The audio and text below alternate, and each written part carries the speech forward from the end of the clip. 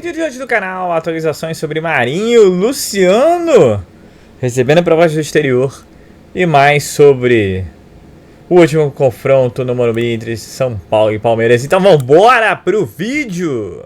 Quer aprender a ter resultados como esse na internet sem precisar aparecer em vídeos no YouTube? Então clica no botão aqui embaixo, faz a sua inscrição no meu treinamento Ranqueamento de Vídeos no YouTube, o Pulo do Gato, que lá eu vou te ensinar tudo que você precisa saber para trabalhar com o YouTube em vídeos onde você nem precisa aparecer.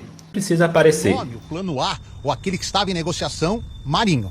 Acontece que, a gente até entrevistou o Júlio Casares aqui, o presidente do clube, na sexta-feira. O Júlio confirmou que era o plano A, mas o que a gente conseguiu também receber de informação de outras pessoas é o seguinte: o São Paulo vinha negociando com o Marinho, havia uma diferença contratual de grana, quanto ele gostaria de ganhar e quanto o São Paulo gostaria de pagar, mas até então o Flamengo estava pronto para rescindir o contrato do Marinho, e o Marinho se desvencilhando do Flamengo, o Flamengo se desvencilhando dele, ele acertaria um novo contrato com o São Paulo.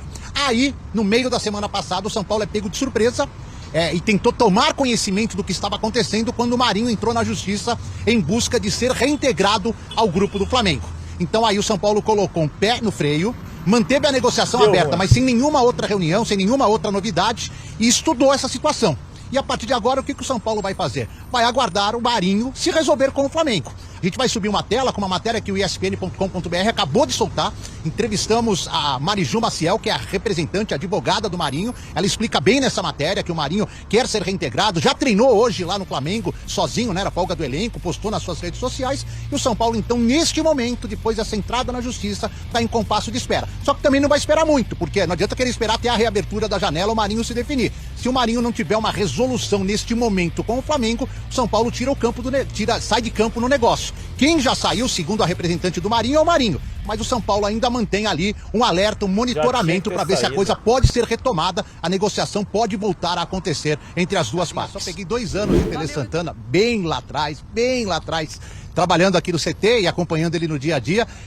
Pode ter muita coisa parecida taticamente e tudo mais, mas assim, a intensidade do Abel à beira do gramado, o Tele não tinha essas coisas. O Tele era bem tranquilo, 1 hora ou outra explodia, mas nada, nem contra a arbitragem, nem contra jogador adversário, nem contra os próprios jogadores. O negócio do Tele era chamar os caras aqui depois do jogo, numa conversa mais reservada. Ele não tinha essa intensidade gestual que o Abel tem ao lado do gramado. Dito isso, vamos falar do São Paulo. Afinal de contas, aquela fase de 11 partidas invicta com o Dorival, ela se transformou em 4 jogos últimos com 3 derrotas. Sport, Grêmio e também agora o Palmeiras. E nisso o time que chegou a ser 3º colocado no Campeonato Brasileiro estagnou, parou na 8ª colocação. Ainda se for G8, uma última vaga para a Copa Libertadores do ano que vem, que é o grande objetivo do São Paulo via Campeonato Brasileiro. Ontem, o Dorival Júnior reconheceu o empenho da equipe, reconheceu que o time amassou o Palmeiras em determinado momento do segundo tempo e reconheceu que não foi tão feliz nas finalizações. E mais, preferiu não atribuir ao Arboleda, que falhou nos 2 gols, a derrota. Os erros individuais do Arboleda, segundo o Dorival, não proporcionaram a derrota, até porque a derrota veio por um erro coletivo, nas palavras do técnico do São Paulo. O erro no futebol, ou os erros no futebol, eles são coletivos. Eles acontecem, às vezes, de um momento individual, mas ele passa, e muito, pelo erro coletivo. Aconteceram, sim, os erros, nós não podemos negá-los, mas nós vamos trabalhar para que isso não volte a acontecer. E queira ou não, num jogo de tamanha importância como esse, é natural que, se acontecesse pelo lado do Palmeiras, nós também teríamos tido sucesso e um aproveitamento. Bem, tá aí o Dorival Júnior. Também não quis usar a partida de ontem como uma prévia dos confrontos que vão acontecer lá em julho pela Copa do Brasil, valendo vaga na semifinal, até porque até lá a situação pode ser bem diferente. No caso do São Paulo, inclusive, embora o Dorival esteja pessimista quanto à volta de algum jogador contundido para a partida do dia 21, ele pretende aproveitar bastante esse recesso do Campeonato Brasileiro, Glaucia. Ele deu folga por elenco hoje e amanhã. Quarta-feira a reapresentação é à tarde, a exemplo do Palmeiras. E aí ele vai treinar direto até a partida do dia 21, quarta-feira da outra semana no Morumbi contra o Atlético Paranaense. Já um pouquinho mais pra frente, ou contra o Cruzeiro, ou até o final do mês contra o Fluminense, aí sim tem algumas situações que podem melhorar em relação a retornos. O Erisson, por exemplo, já está numa fase final de transição, a expectativa do Pato ficar à disposição para fazer a sua estreia, mas o Dorival disse que é muito bem-vinda essa chegada destes 10 dias, para descanso e principalmente para um trabalho que ele não conseguiu ter desde que foi contratado há quase 50 dias. O Arboleda se mandou para a seleção equatoriana, já se apresentou lá, nem deve participar do jogo do dia 21, porque dia 20 ele joga pela seleção do seu país, mas ele recebeu o carinho dos companheiros. Ontem na Zona Mista, o Caio Paulista e o Luciano falaram sobre ele, e depois temos duas postagens que surgiram aí nas últimas horas, uma do seu companheiro de zaga, o Alan Franco, e outra também do Mendes, equatoriano, também pertence à seleção do seu país, os dois ali desejando força para o Arboleda superar essa partida ruim, esses erros individuais que levaram o São Paulo à derrota. Então é esse o São Paulo que vai ter cabeça fria e coração frio também até a próxima quarta-feira, viu, Glaucio? Se você joga contra um time desses e erra como o São Paulo errou e cede 1-0 logo no início, você está sujeito a fracasso. E foi o São Paulo. O São Paulo conseguiu propiciar, porque o gol sai de um erro na saída de bola. Acho que o Marcinho descreveu bem, foi um erro coletivo, concordo com ele nesse primeiro momento. E sim, o aspecto emocional de 10 primeiros minutos, você tem um pênalti a favor, revertido por um gol contra, e aí condiciona toda a questão mental e tática do jogo. Também o Palmeiras recuou todo o seu bloco, começou a jogar no erro do São Paulo. Que, de fato, enquanto o Palmeiras teve os seus titulares do meio para frente, aí o São Paulo errou pouco dali para frente. E aí, no segundo tempo, acho que a entrada do Juan Massini pontuou também, que foi muito bem no jogo contra o Tolima, tem entrado bem aí o Juan criou uma situação desconfortável para o Palmeiras, e o São Paulo, durante até as substituições do Palmeiras, o São Paulo teve boas chances para empatar. Não empatou por algumas circunstâncias, mas controlou o jogo daí. E aí acho que aparece a questão do time muito bem treinado e tal, da situação das trocas que são feitas não pelo aspecto técnico, mas pelo aspecto físico. Não é à toa que a pressão nesse lance do Arboleda, que errou, mas era uma pressão dupla, que acho que o Dudu e o Rony não fariam mais àquela altura do jogo. E nem o Gabriel Menino faria o que o Richard Rios fez na primeira bola do Luciano. Então, as trocas do Abel, ainda mais em vantagem, elas privilegiam essa questão. Agora, é aquilo, são times muito diferentes, né? O equilíbrio no confronto entre eles, nos últimos tempos, é o que surpreende mais. Porque o Palmeiras tem uma mesma estrutura, aprimorada a cada ano pelo Abel, e o São Paulo vai mudando características, jogadores e tudo mais. E, de novo, errou demais num jogo em que o adversário é praticamente implacável. Dá pra gente imaginar que essa partida, e ela aconteceu entre os dois times numa temporada passada, ela possa ser um divisor de água, sim, do Palmeiras em relação ao topo e do São Paulo em relação à realidade no campeonato de uma forma diferente, né? Foi nessa partida, no ano passado, que o São Paulo perdeu também no Morumbi por 2-1 no final, com uma característica diferente, né? Porque o São Paulo foi tomar os 2 gols no final, que o São Paulo passou a olhar mais para as Copas e tirar um pouco o pé no Brasileiro. Mas o Palmeiras mais bem acabado é esse Palmeiras aqui. Acho que agrada a sua própria torcida e incomoda o adversário. Ontem, acho que foi um dos piores jogos que o São Paulo fez com o Palmeiras. Estético, você achar que no segundo tempo o São Paulo poderia ter chegado em empate. Poderia. Mas a segurança que o Palmeiras tem em jogar numa situação como essa, eu que estava assistindo a partida, não no estádio, não com o colorido da emoção do gogó da torcida, não me parecia que o São Paulo conseguiria. O Palmeiras é um time muito frio. Acho até que no segundo tempo o Caleri começou a ganhar alguma vantagem sobre o Naves, que fez no primeiro tempo excelente. E aí quando ele começou a ganhar alguma vantagem sobre o Naves, ele se machucou, entrou um Jailson, que é um cara muito experiente, aí acabou. Quando parecia que poderia ser uma vantagem para o São Paulo, não foi. Essa substituição, depois eu falo, ela mostra muito como está tudo muito combinado, e quando alguma coisa sai do equilíbrio, ele age imediatamente, foi o caso. Mas até no momento de como acontece a troca, Everton olha, Naves cai. Exato. Chama Jailson. O time só volta para o jogo quando o Jailson entra no jogo. Exato. Então, essa riqueza de detalhes e de atenção para tudo é muito importante, é muito diferente do Palmeiras para o resto dos times, né? Então, nada é fora nada pode ser aleatório, né? Então, de fato, o Caleri tinha girado a terceira vez sobre o Naves. O Everton faz um sinal, o Naves cai, o Abel chama o Jailson, fica uns 3 minutos parado o jogo, até o Jailson entrar, aquecido e sair o Naves. São detalhes importantes para um time vencedor. Todo detalhe é fundamental. Enquanto um errou 3 saídas de bola, o outro time manteve-se focado o tempo todo, sobretudo porque o domínio da comissão técnica para o grupo de jogadores é impressionante. E agora, só para agradar o âncora, faz tempo que eu não agrado o âncora, então vou agradar. Eu acho que foi um dos piores jogos que eu vi do São Paulo. Eu sei que a maioria acha que o São Paulo jogou melhor e tal. Eu vejo o jogo de outro jeito, sou muito mais pragmática. E acho que o jogo estava na cara com 10 minutos que não ia. Em outros jogos eu vi o São Paulo mais próximo. 10 minutos, 10 minutos. 10 minutos sai um gol que o cara faz uma paçocada, mas eu acho que existe uma postura de um time e uma outra postura de outro time em relação à partida. Então, e o elogio que eu vou fazer a você é que na gestão Rogério Ceni, o São Paulo não entrou assim desfocado em nenhum clássico. Ontem eu achei que o São Paulo entrou não faça leve, porque ele achou que o São Paulo jogou bem. Não, então, eu não achei mesmo. Primeiro que eu acho que assim, quando acontece o que o Marcelo falou. Eu falei desfocado, eu não falei que não jogou bem. Porque o jogar bem, quem perdeu melhor, entendeu? Eu vejo o jogo de outra forma. Valia 3 pontos, teve um time com foco e um time que estava um pouco... Não é soberba, não é nada disso, mas eu acho que o São Paulo entrou consciente que ele é um time que incomoda o Palmeiras. E daí não incomodou.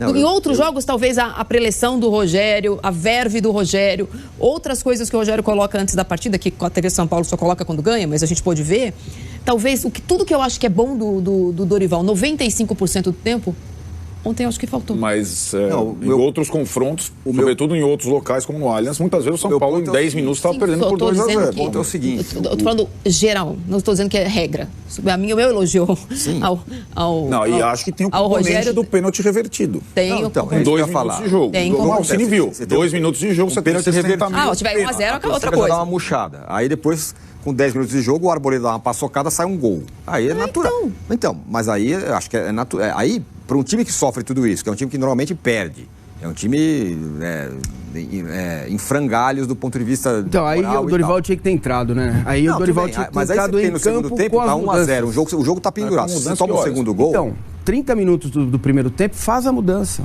Entendeu? Faz rápido. Não espera o intervalo. O que eu estou falando é da linguagem corporal. Isso não espera isso do Dorival. Né? Falaremos sobre linguagens corporais em geral, mas a linguagem corporal do Dorival à beira do gramado ontem é muito parecida com aquela que ele teve na coletiva de imprensa. Ele gostou do que ele assistiu. E eu consigo entender do que vocês podem ter gostado. Apesar do meu jeito de ver futebol ser outro. Ele é assim, né? Mas ele falou a mesma coisa contra o Grêmio. Eu não vejo futebol dessa forma. Eu também não vejo. Por isso que eu acho que talvez tenha faltado esse sal ontem. Não, eu achei que o segundo tempo foi interessante, mas ressaltei que fez o segundo tempo interessante depois de ter tomado 2 gols. É essa a situação. Então, mas o jogo, você tá atrás... São Paulo ontem, quando estava 1-0 o jogo, e você está 1-0 contra o Palmeiras, é claro que você está pendurado, a chance de você tomar outro segundo gol e acabar o jogo... É verdade. De fato, é grande. Não é fácil. O São Paulo foi meio digno. Tentou com as limitações que tem. Pegou o melhor time do Brasil. Pegou o time que amassa todo mundo. Lá, com os contra-ataca muito bem e tal. Os caras que tem. Mas o que nós estamos discutindo... Eu não acho que foi indigno, não acho nada disso. Né? Mas o meu ponto é esse, tem um condicionante no jogo. E vou fazer eu que sou muito fã do Ceni de fato, vou falar de um jogo que o São Paulo empatou em casa e não chegou nem perto de fazer isso, de incomodar como ontem, que foi contra o Ituano. Foi aquele 0-0 horroroso. Não, eu tô falando dos clássicos com o Palmeiras. Não. Especificamente... Nos clássicos com o Palmeiras... Não, é porque o Mancini citou... São Paulo tomou de 4-0 com o Ceni. Em compensação, ganhou, eliminou na Copa do Brasil. Eu tô falando especificamente do que o Abel costumava dizer em relação ao Rogério. E dos jogos Palmeiras e São Paulo que a gente teve no período. 3-1, 1-0, 2-1, 1-1, pênaltis e tal. Aquele 4-0, de fato, é acachapante, tanto que no dia seguinte ele não saiu de casa. Esse é outro caso. Né? Na maioria das vezes, eu acho que o histórico dele... condicionou do ponto de vista anímico a postura do time no Morumbi, principalmente. Eu acho que aí o treinador... E ontem eu acho que tudo que eu acho que é bom no Dorival, inclusive eu acho bom no fato de ter 8 vitórias em 15 jogos, muito tem a ver com isso, de diminuir a pressão, tirar o que o Rogério fazia. Ontem eu acho que a postura dele à beira do gramado nada tinha a ver com 60 mil pessoas que estavam no estádio. Ele estava... Nessas horas mas ele nunca vai ter, né? Então, mas aí assim, adianta você ter o teu volume 5 do Dorival, porque o Dorival vai ser sempre... Mas peraí, não é questão dele. Na maioria das vezes eu acho bom. Ontem eu achei ruim. Não é questão dele, pessoal, dele. dele. É a questão de você, com 30 minutos do primeiro tempo, tirar o Alisson, colocar o Juan, por exemplo. Caraca, e fazer aí sim. O São Paulo ir para o intervalo com a torcida ao lado dele, com a torcida de volta para o jogo. Eu acho que, na minha visão, para mim ficou claro isso no estádio. Faltou sim ao Dorival essa iniciativa. Agora, eu também compreendo que ele tem 12 desfalques, que ele tem 45 dias de trabalho. Ele jogou na quinta. Jogou na quinta. Então, assim, o desgaste ia ser maior, como foi, né? E um detalhe. Primeira coisa, o São Paulo jogou e o Palmeiras ganhou. São Paulo jogou melhor? O São Paulo jogou melhor que o Palmeiras. De novo, isso aí, ó. São Paulo jogou melhor e o Palmeiras ganhou. É algum fato anormal? Não. Não. Você já viu isso? Já. É o comportamento do time do Palmeiras. É aí que o Abel é genial. É aí que ele é espetacular. Porque todo time sabe o que ele faz, sabe o que ele quer, e quem entra sabe o que ele quer também. Ele é genial. O comportamento do time do Palmeiras... Genial e genioso. O Abel. Aí na frente, o time se comporta de uma maneira de interromper qualquer tipo de... Arboleda, hein? Arboleda. O Arboleda começa o jogo completamente displicente. Não é que ele cometeu as falhas, porque ele... isso pode acontecer. Todo ser humano tem as falhas. Acontecem falhas. Podem acontecer. Mas começa o jogo, o Arboleda estava displicente. Displicente. Não parecia ser o Arboleda que a gente conhece. Não parecia. Tem uma jogada aqui... Vamos falar agora sobre Luciano, atacante do São Paulo. Recuperou a boa fase, especialmente depois da chegada de Dorival Júnior. E está chamando a atenção de clubes do exterior. Embora não existam propostas, ele foi sondado pelo Cruz Azul do México e também pelo Al Nassr da Arábia Saudita, o mesmo time do Cristiano Ronaldo e do Anderson Talisca. Informação dada pelo GE dá conta de que esses dois clubes não fizeram proposta, mas planejam uma oferta oficial nos próximos dias. E para que o Luciano tope trocar o São Paulo por qualquer um desses dois, vai haver necessidade de uma boa compensação financeira. Luciano, que ganha hoje na casa dos R$500 mil por mês, está bem longe de ser um dos maiores salários do futebol brasileiro, embora ele esteja entre os jogadores mais bem pagos do tricolor. O recordista de salário no São Paulo é o Caleri, com algo na casa dos R$700 mil por mês. E você, venderia o Luciano? Esse é o tipo de negócio ruim, porque o São Paulo não consegue uma grana muito alta, jogador já mais veterano, e dificilmente vai conseguir uma reposição à altura. Por falar em reposição, contei para vocês no vídeo da manhã dessa segunda-feira que o Marinho estava praticamente descartado. Pouco depois, a advogada do Marinho reforçou a minha informação, trazendo a notícia de que o Marinho vai ficar no Flamengo cumprindo o seu contrato até o fim, mesmo levando em consideração a entrevista do último domingo, quando o São Paulo disse que o Marinho não faz parte dos planos. A advogada Mariju Maciel afirmou que a ideia do atacante é seguir na Gávea. Então, pessoal, vamos começar falando do Marinho. O Marinho informou junto à sua advogada que está voltando aí ao Flamengo, né, retornando aí, depois de ser afastado. Mostra claramente a vontade de continuar no Flamengo e descartou o São Paulo, graças a Deus, porque mais um meia boca não dá, né? Então, é o que eu sempre falo em vídeo: o cara que não quer o São Paulo, para que o São Paulo vai querer ele, né? Vida que segue, o São Paulo que seja criativo e busca outra opção no mercado, né? Marinho solteiro, essa dupla do Santos, hein? São Paulo já tentou várias vezes e bateu com a cabeça na parede. Menos mal, né? Pra ver se aprende. E agora vamos ver quais serão as outras opções que o São Paulo vai buscar no mercado. Mas assim, tava na cara, né? E ganha muito mais o Flamengo, ele que está recebendo no mínimo a metade e não quis. Tudo bem, vida que segue, né? Agora a novidade foi essa questão do Luciano, né? Que foi receber sondagens aí do exterior, até do clube do Cristiano Ronaldo. Então assim, era um jogador, um nome que nunca esteve no radar de possíveis vendas, né? Agora quem sabe, tudo depende da proposta, né? Até porque ganha 500 mil, já chegando numa idade aí que o jogador realmente quer fazer seu pé de meia. E se o cara das Arábia vier com aquele caminhão de dinheiro, vai ser difícil de segurar ele, né? Bom, risco que o São Paulo corre, né? Já que assim, tá claro que o jogador tá praticamente vendido, né? Com todo respeito que eu falo mais.